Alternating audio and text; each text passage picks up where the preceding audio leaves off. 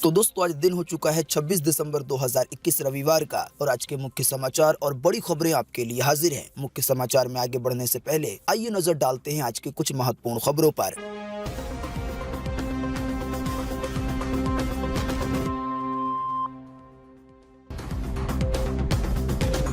PM Modi ने पूरे देश को संबोधित करते हुए फिर किए दो बड़े ऐलान। कहा 3 जनवरी से 15 से 18 साल के बच्चों को दी जाएगी कोरोना की वैक्सीन। वहीं दूसरे ऐलान के तहत 10 जनवरी से बुजुर्गों और फ्रंट लाइन वर्कर्स को दी जाएगी बूस्टर डोज यानी कि कोरोना की तीसरी खुराक। साथ ही बीते रोज के संबोधन में पीएम मोदी ने कहा कि जल्दी देश में नेजल वैक्सीन की होगी शुरुआत, यानी कोरोना की ऐसी वैक्सीन जो बिना इंजेक्शन के दी जाएगी नाक के जरिए। जापान में आम जनता के लिए शुरू हुई अनोखी बस। रोड पे चलने के साथ ये चल सकती है रेलवे ट्रैक पर भी। जानकारी के मुताबिक छोटे शहरों के ट्रैफिक में हो सकती है ये बेहद कारगर। सनी लियोनी के नए गाने मधुबन में राधिका नाचे पे हुआ बड़ा बवाल। संतों ने विरोध करते हुए कहा कि गाने के सीन को हटाओ वरना देश में नहीं रहने देंगे। 50 साल बाद केवल भारत को नहीं बल्कि पूरी दुनिया भर को सता रहा है महंगाई का डर। नए साल से पूरी दुनिया भर में बढ़ सकती है महंगाई। केंद्रीय कृषि मंत्री तोमर ने दिया चौंकाने वाला बयान। तीनों कृषि कानून पर बोले कि एक कदम पीछे हटे हैं लेकिन फिर आगे बढ़ेंगे। इसी बीच किसान नेता राकेश टिकैत का भी आया बयान। कहा कि आंदोलन फिर शुरू कर देंगे। साथ ही किसानों को लेकर है बड़ी खबर कि पंजाब में अपनी राजनीतिक पार्टी बना के लड़ेंगे इस बार चुनाव। कांग्रेस नेता दिग्विजय सिंह ने कही बड़ी बात। कहा गाय का मांस खाने में कोई खराबी नहीं है। सावरकर ने खुद अपनी किताब में ये लिखा था। कोरोना वायरस का नया वेरिएंट ओमिक्रॉन भारत के लिए भी बन रहा है बड़ा संकट। खतरे को देखते हुए भारत सरकार देश के 10 राज्यों में भेजेगी स्पेशल टीम। जियो कंपनी ने लॉन्च किया हैप्पी न्यू ईयर प्लान, जिसके जरिए हो सकती है 239 रुपए की बचत। तो दोस्तों आज के इस मुख्य समाचार में हम आपको इन्हीं सब और इसी तरह की और भी बड़ी खबरों के बारे में बताने वाले हैं। इसी की वजह से वीडियो को थोड़ा सा भी ना भगाएं और देखिए ध्यान से आखिर तक ताकि कोई भी जानकारी मिस ना हो। वीडियो में बढ़े आगे इससे पहले बस आपसे एक छोटी सी रिक्वेस्ट है कि वीडियो को लाइक कर दे और शेयर कर दे, क्योंकि आपका लाइक और शेयर करना ही होता है हमारी मेहनत का फल। तो आइए बिना देर किए चलते हैं सीधे आज की पहली बड़ी खबर की तरफ। पीएम मोदी ने बीते रोज 25 दिसंबर को किया पूरे देश को संबोधित, यानी दिया नया भाषण और किए दो बड़े ऐलान। जी हां, पीएम मोदी के नए और बड़े ऐलान के तहत देश में 3 जनवरी से 15 से 18 साल तक की उम्र वाले करीब 8 करोड़ बच्चों को कोरोना की वैक्सीन लगाई जाएगी। साथ ही दूसरे ऐलान के तहत 10 जनवरी से हेल्थ वर्कर समेत करीब 3 करोड़ फ्रंट लाइन वर्कर्स को, यानी जो लोग अस्पताल में काम करते हैं या किसी भी तरह से कोरोना को रोकने के लिए फ्रंट लाइन पे रहते हैं, तो ऐसे भी 3 करोड़ फ्रंट लाइन वर्कर्स को कोरोना की बूस्टर डोज यानी कि तीसरी खुराक लगाई जाएगी। प्रधानमंत्री मोदी ने बीते शनिवार को 13 मिनट 40 सेकंड के संबोधन में इस बात की घोषणा की है। साथ ही पीएम मोदी ने अपने संबोधन में कहा कि जिनकी उम्र 60 साल से ज्यादा है और उन्हें कोई गंभीर बीमारी है तो वो भी अपने डॉक्टर के सलाह पर कोरोना वैक्सीन की बूस्टर डोज यानी कि तीसरी खुराक ले सकते हैं। हालांकि पीएम मोदी के संबोधन में वैक्सीन लगने को लेकर विस्तार से जानकारी नहीं दी गई, यानी कि जो बच्चों को वैक्सीन लगेगी तो वो सेंटर पे लगेगी या स्कूल में लगाई जाएगी। लेकिन हम जानते हैं कि जल्दी इस तरह की जानकारियां भी अधिकारियों की तरफ से दे दी जाएंगी। साथ ही पीएम मोदी ने अपने संबोधन में कहा कि जल्दी देश में नेजल वैक्सीन और दुनिया की पहली डीएनए वैक्सीन का भी लगाना शुरू किया जाएगा। आप अगर नेजल वैक्सीन के बारे में नहीं जानते हैं तो बिल्कुल आसान सी भाषा में बता दें कि ये वैक्सीन नाक के जरिए दी जा सकती है और ये वैक्सीन इंजेक्शन फ्री होगी, शायद स्प्रे की तरह हो सकता है। साथ ही आपको बता दें कई विशेषज्ञ ये मानते हैं कि जहां से कोरोना का वैक्सीन दाखिल हो रहा है अगर वहीं से वैक्सीन दी जाएगी तो ये काफी ज्यादा प्रभावी होगी। जाहिर सी बात है अक्सर केस में ये देखा जाता है कि कोरोना का वैक्सीन नाक या मुंह के जरिए ही दाखिल होता है शरीर के अंदर। तो पीएम मोदी के ऐलान के मुताबिक जल्द ही नेजल वैक्सीन की शुरुआत भी हो सकती है। साथ ही भारत के लिए ये बड़ी उपलब्धि इसलिए भी होगी क्योंकि ये डीएनए आधारित दुनिया की पहली वैक्सीन है। साथ ही पीएम मोदी ने अपने संबोधन में एक बार फिर देशवासियों से कोरोना महामारी से बचाव के सभी उपायों का पालन करने की अपील की। साथ ही पीएम मोदी ने कहा कि महामारी को हराने के लिए मास्क पहनने जैसे उपायों को अपनाए रखना जरूरी है। साथ ही आपको बता दें कि प्रधानमंत्री मोदी ने अपने संबोधन में सबसे पहले क्रिसमस की शुभकामनाएं दी। इसके बाद पीएम मोदी ने कहा कि नए साल के उत्साह में सावधानी भी जरूरी है। साथ ही पीएम मोदी ने कहा कि आज दुनिया के कई देशों में कोरोना के नए वेरिएंट ओमिक्रॉन की वजह से संक्रमण बढ़ रहे हैं। भारत में भी कई लोग ओमिक्रॉन से संक्रमित मिले हैं। साथ ही कहा कि अपील है कि पैनिक ना करें लेकिन सावधान जरूर रहें।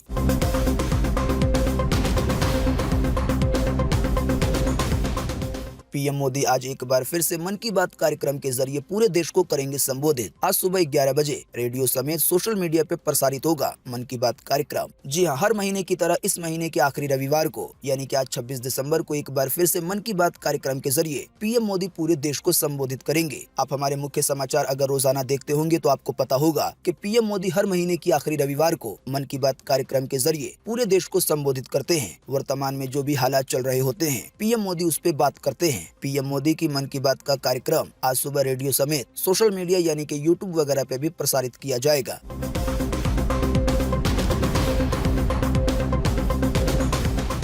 जापान में शुरू हुई अनूठी बस, सड़क के साथ ये चल सकती है रेलवे ट्रैक पर भी। छोटे शहरों के ट्रैफिक में हो सकती है बेहद कारगर। जी हाँ, बस को आमतौर पर सड़कों पे चलते देखा जाता है, लेकिन जापान के कायो शहर में बीते शनिवार को सड़क के साथ रेलवे ट्रैक पर भी चलने वाली बस सर्विस की शुरुआत हुई है। इसे ड्यूल मॉडल व्हीकल यानी कि DMV नाम दिया गया है। जानकारी के मुताबिक जब इस बस को रेलवे ट्रैक पे चलना होता है तो इसके टायर वाले पहिए थोड़े से ऊपर हो जाते हैं, वहीं जब इसे रोड पे चलना होता है तो जो लोहे का पहिया है वो थोड़ा ऊपर हो जाता है। तो इस तरह से ये बस रेलवे ट्रैक पे और रोड पे भी चल सकती है। जाहिर सी बात है, जो रेलवे ट्रैक होते हैं वो काफी देर तक खाली रहते हैं। ऐसे में ट्रैफिक को कम करने के लिए ये तरीका काफी कारगर हो सकता है। तो इस DMV बस की कुछ तस्वीरें आपकी स्क्रीन पे भी दिखाई जा रही हैं।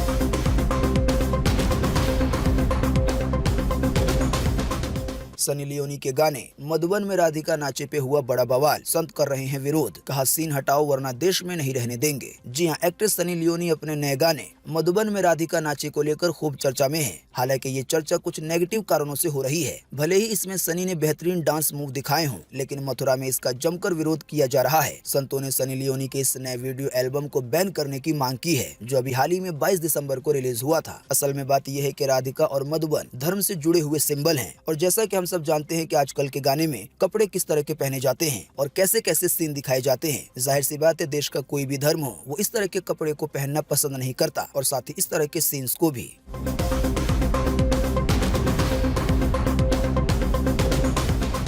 ऑस्ट्रेलिया में मिली चलने वाली दुर्लभ मछली 100 साल में दिखी है केवल 5वीं बार। नाम है इसका पिंक हैंड फिश। आखिरी बार इसे इंसानों ने 22 साल पहले देखा था। जी हाँ, ऑस्ट्रेलिया में Commonwealth Scientific and Industrial Research Organisation के वैज्ञानिकों को एक ऐसी दुर्लभ मछली मिली है जो समुद्र के अंदर अपने हाथों से चलती है। इसकी तस्वीर आप अपनी स्क्रीन पे देख पा रहे हैं। इस मछली का नाम है पिंक हैंड फिश। जानकारी के मुताबिक ये मछली इतनी दुर्लभ है, यानी कि इतनी कम पाई जाती है कि 100 साल में इसे केवल 5 बार ही देखा गया है, और इससे आगे की बात करें तो इसे 100 साल पहले खोजा ही गया है।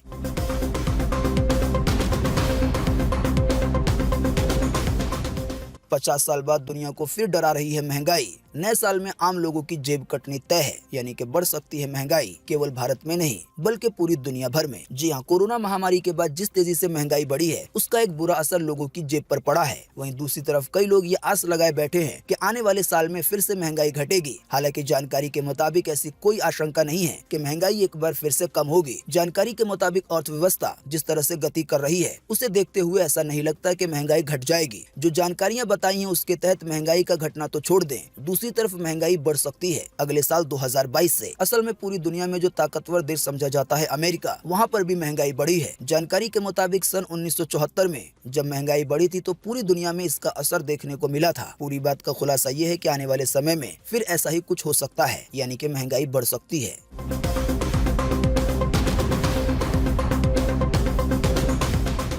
कृषि मंत्री तोमर ने दिया तीनों कृषि कानून पर बड़ा बयान, कहा एक कदम पीछे हटे हैं लेकिन फिर आगे बढ़ेंगे। हालांकि इसी दौरान किसान नेता राकेश टिकैत ने भी दे दी चेतावनी कि फिर आंदोलन कर देंगे शुरू। जी हां, केंद्रीय मंत्री नरेंद्र सिंह तोमर ने वापस लिए जा चुके कृषि कानूनों पर चौंकाने वाला बयान दिया। महाराष्ट्र के नागपुर के एक कार्यक्रम को संबोधित करते हुए कृषि मंत्री तोमर ने कहा कि कृषि कानून 70 साल की आजादी के बाद लाया गया सबसे बड़ा रिफॉर्म था, लेकिन कुछ लोगों के विरोध के बाद इसे वापस लेना पड़ा। फिर उसके बाद उन्होंने कहा कि हम एक कदम पीछे जरूर हटे हैं लेकिन दोबारा आगे बढ़ेंगे। सरकार आगे के बारे में सोच रही है, हम निराश नहीं हैं। वहीं दूसरी तरफ जब इस बयान की जानकारी किसान नेता राकेश टिकैत को दी गई तो उन्होंने कहा कि हम फिर से आंदोलन शुरू कर देंगे। साथ ही किसान नेता राकेश टिकैत ने कहा कि केंद्र सरकार ने सिर्फ तीनों कृषि कानून को वापस लिया है। हालांकि किसान संगठनों की अन्य मांगे अभी नहीं मानी गई हैं। किसानों को लेकर एक बड़ी खबर देखें अगली खबर में।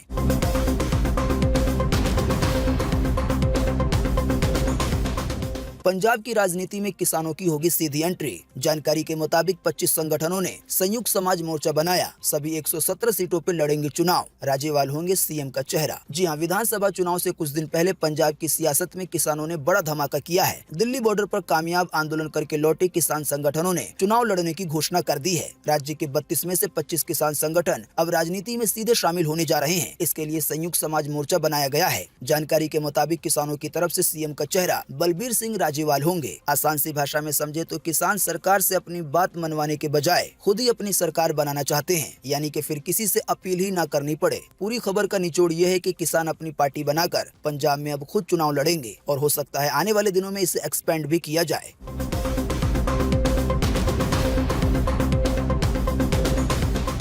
कांग्रेस नेता दिग्विजय सिंह बोले, गौ मांस खाने में कोई खराबी नहीं है। सावरकर ने खुद अपनी किताब में ये लिखा था। जी हां, मध्य प्रदेश के पूर्व मुख्यमंत्री और कांग्रेस नेता दिग्विजय सिंह ने बीते शनिवार को कहा कि विनायक दामोदर सावरकर की विचारधारा को भाजपा और संघ आगे बढ़ा रही है। हालांकि सावरकर ने अपनी किताब में खुद ही लिखा है कि गाय के मांस खाने में कोई खराबी नहीं है। यानी कांग्रेस नेता दिग्विजय सिंह का कहना है कि भाजपा जिस विचारधारा को आगे लेकर चल रही है, यानी विनायक दामोदर सावरकर की, तो उन्होंने अपनी किताब में खुद लिखा है कि गाय के मांस को खाने में कोई आपत्ति नहीं है। कांग्रेस नेता दिग्विजय सिंह के मुताबिक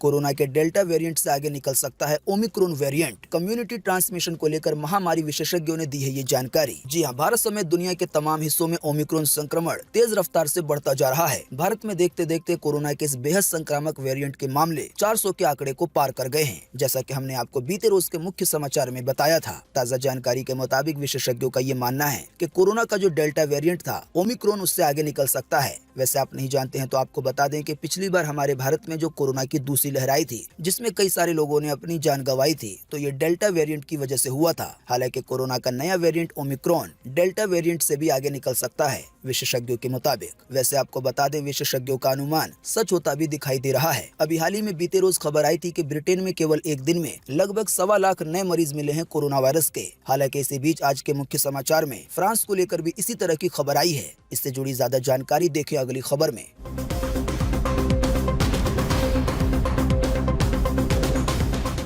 अब फ्रांस में भी मचा कोहराम। यहाँ भी केवल 24 घंटे में मिले हैं 1 लाख नए मरीज कोरोना वायरस के। जी हाँ, जैसा कि हमने आपको बताया कि बीते रोज ब्रिटेन को लेकर ये खबर आई थी कि वहाँ भी कोरोना ने हाहाकार मचाया हुआ है। केवल एक दिन में लगभग 1.25 लाख नए मामले सामने आए थे कोरोना वायरस के। हालांकि अब फ्रांस को लेकर खबर आई है कि वहाँ पर भी बीते 24 घंटे में लगभग 1 लाख नए मामले सामने आए हैं। दूसरे देश को छोड़ के अपने भारत की बात करें तो हमारे भारत में भी कोरोना के ओमिक्रॉन के मामले काफी तेजी से बढ़ रहे हैं। इसी की वजह से भारत सरकार ने एक और बड़ा कदम उठाया है। इसकी ज्यादा जानकारी देखें अगली खबर में।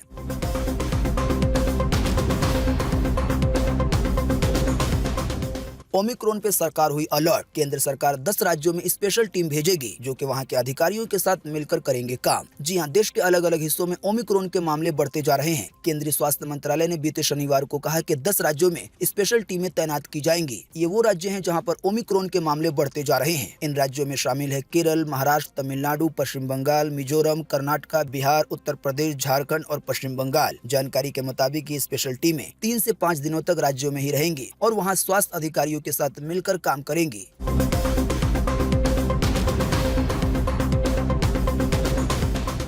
कोरोना के नए मामलों की वजह से बढ़ा लॉकडाउन का खतरा। राजधानी दिल्ली में येलो अलर्ट के आंकड़े से कुछ ही पीछे है कोरोना संक्रमण दर। जी हां, दिल्ली में रात का कर्फ्यू स्कूलों, कॉलेजों और गैर जरूरी सामानों की दुकानों को बंद करने और मेट्रो ट्रेनों में बैठने की क्षमता आधी करने की आशंका है, क्योंकि दिल्ली में कोरोना वायरस की संक्रमण की दर 0.43% हो गई है, जो कि येलो अलर्ट 0.50% से थोड़ा सा ही पीछे है। आसान सी भाषा में कहें तो जो 0.43% की दर है, अगर वो 0.50 तक पहुंच जाती है तो येलो अलर्ट जारी हो सकता है राजधानी दिल्ली में। येलो अलर्ट के तहत रात का कर्फ्यू लगेगा। इसके अलावा मेट्रो ट्रेनों में बैठने की क्षमता को आधा कर दिया जाएगा, यानी सीटें अगर 100 तो बैठेंगे 85 लोग।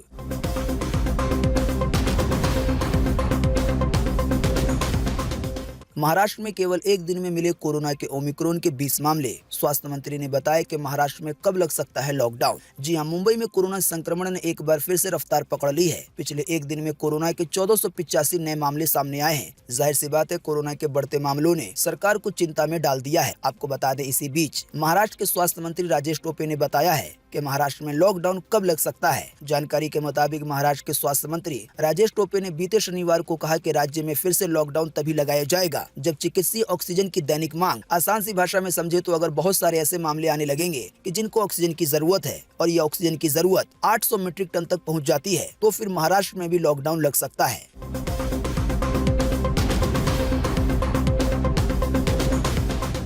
बीते रोज एक बार फिर से मिले 7,000 से ज्यादा नए मामले कोरोना वायरस के पूरे भारत में। जी हां, बीते रोज लगभग 24 घंटे में एक बार फिर से 7,000 से ज्यादा नए मामले सामने आए हैं कोरोना वायरस के। इन नए मामलों के सामने आने के बाद अब भारत में कोरोना के टोटल मरीजों की संख्या 3,47,79,815 हो गई है। साथ ही आपको बता दें कि इन टोटल मरीजों में से अभी तक 4,79,520 लोगों की जान जा चुकी है जब से भारत में कोरोना की शुरुआत हुई है तब से लेकर अब तक। साथ ही आपको बता दें कि बीते रोज भी लगभग 24 घंटे में 380 से ज्यादा लोगों ने अपनी जान गंवा दी। साथ ही आपको बताते चलें कि बीते रोज भी लगभग 24 घंटे में 380 से ज्यादा लोगों ने अपनी जान गंवा दी है कोरोना वायरस की वजह से। हाँ, लेकिन अच्छी बात ये रही कि बीते रोज लगभग 24 घंटे में 7200 से ज्यादा लोग ठीक भी हुए हैं। ठीक होने वाले टोटल लोगों की संख्या अब 3,42,23,263 हो गई है। यानी इतने सारे लोग टोटल मरीजों में से ठीक हो चुके हैं। बाकी इसके अलावा जो लोग बचे हैं, जिन लोगों का अभी भी इलाज चल रहा है, तो उनकी संख्या अब हमारे भारत में 77,032 हो गई है।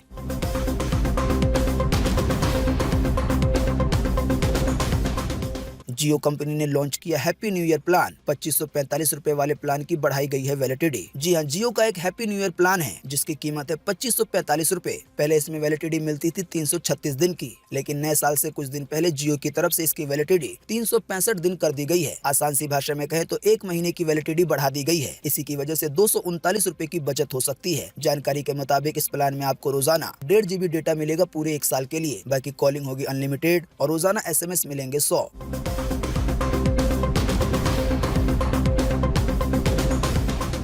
दुनिया का सबसे शक्तिशाली टेलीस्कोप हो गया लॉन्च। हबल टेलीस्कोप से है 100 गुना ज्यादा शक्तिशाली। इस जेम्स वेब स्पेस टेलीस्कोप को बनाने में लगे हैं 75,000 करोड़ रुपए। जानकारी के मुताबिक इससे एलियन को खोजने में मिल सकती है मदद। जी हां, नासा के जेम्स वेब स्पेस टेलीस्कोप को बीते रोज 25 दिसंबर को फाइनली लॉन्च कर दिया गया और ये सफलतापूर्वक अपनी कक्षा में स्थापित हो गया। जानकारी के मुताबिक इसे अमेरिकी स्पेस एजेंसी नासा और यूरोपियन स्पेस एजेंसी और कैनेडियन स्पेस एजेंसी ने मिलकर तैयार किया है। जानकारी के मुताबिक ये दुनिया का सबसे ताकतवर टेलीस्कोप है। इसकी क्षमता का अंदाजा इसी से लगाया जा सकता है कि अगर ये टेलीस्कोप स्पेस में है और धरती पे कोई चिड़िया उड़ रही है तो ये उसको भी डिटेक्ट कर लेगा। हालांकि इसे बाहरी दुनिया के लिए बनाया गया है जो कि कई लाइट ईयर दूर की तस्वीरें लेगी और अगर पूरे ब्रह्मांड में कहीं पर एलियन है तो उनको भी खोजने में मदद मिलेगी।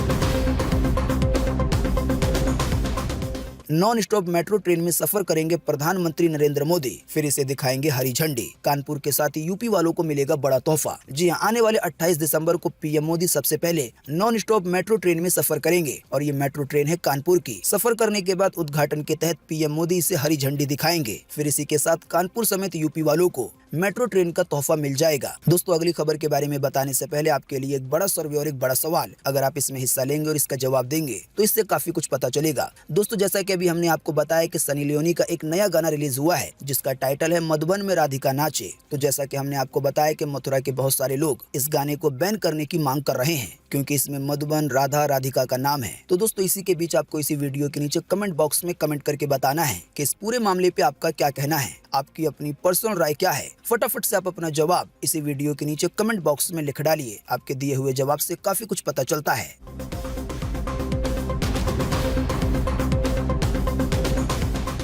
कभी अगर एक्सीडेंट हो गया तो बैठे बिठाए मिल जाएंगे 1 लाख या 2 लाख रुपए, वो भी केवल 12 रुपए देकर। जी हाँ, सरकार द्वारा कई तरह की ऐसी योजनाएं चलाई जाती हैं जिनका फायदा आम नागरिकों को मिलता है। वहीं कई योजनाओं को समय समय पर बदला जाता है और कई नई योजनाएं भी लाई जाती हैं। देश की बड़ी आबादी इसका लाभ उठाती है। जैसे आप प्रधानमंत्री सुरक्षा बीमा योजना को ही ले लीजिए। ये एक ऐसी बीमा योजना है जो आम जनता के लिए काफी फायदेमंद है, लेकिन अभी भी इसके बारे में बहुत सारे लोग नहीं जानते हैं या फिर कई सारे लोग ऐसे हैं जिनको इसके बारे में सही से जानकारी नहीं है। तो आइए झटपट से आपको सरकार के इस फायदेमंद योजना की जानकारी देते हैं ताकि आप भी इसका फायदा उठा सकें। सबसे पहले, जैसा कि हमने आपको बताया, इस योजना का नाम है प्रधानमंत्री सुरक्षा बीमा योजना। असल में प्रधानमंत्री सुरक्षा बीमा योजना एक तरह से एक्सीडेंट पॉलिसी है। जानकारी के मुताबिक अगर किसी व्यक्ति का एक्सीडेंट हो जाता है और वो थोड़ा बहुत विकलांग होता है तो उसे 1 लाख रुपए दिए जाएंगे। हालांकि अगर कोई व्यक्ति पूरी तरह से विकलांग हो जाता है या उसकी डेथ हो जाती है तो उसके परिवार वालों को 2 लाख रुपए दिए जाएंगे। जानकारी के मुताबिक इस योजना का फायदा उठाने के लिए आपको हर महीने 1 रुपए देने होंगे, यानी कि साल के केवल 12 रुपए। आसान सी भाषा में कहें तो बस आप हर साल 12 रुपए देते जाएं और कभी भी अगर आपका एक्सीडेंट हो जाता है तो फिर इस योजना का फायदा मिल जाएगा। जिसकी भी उम्र 17 से लेकर 70 साल के बीच है वो इसमें आवेदन कर सकता है। आवेदन करना भी काफी आसान है। आपको अपने नजदीकी बैंक जाना है और जो हमने योजना का नाम बताया है उसके बारे में बता के फॉर्म भर देना है।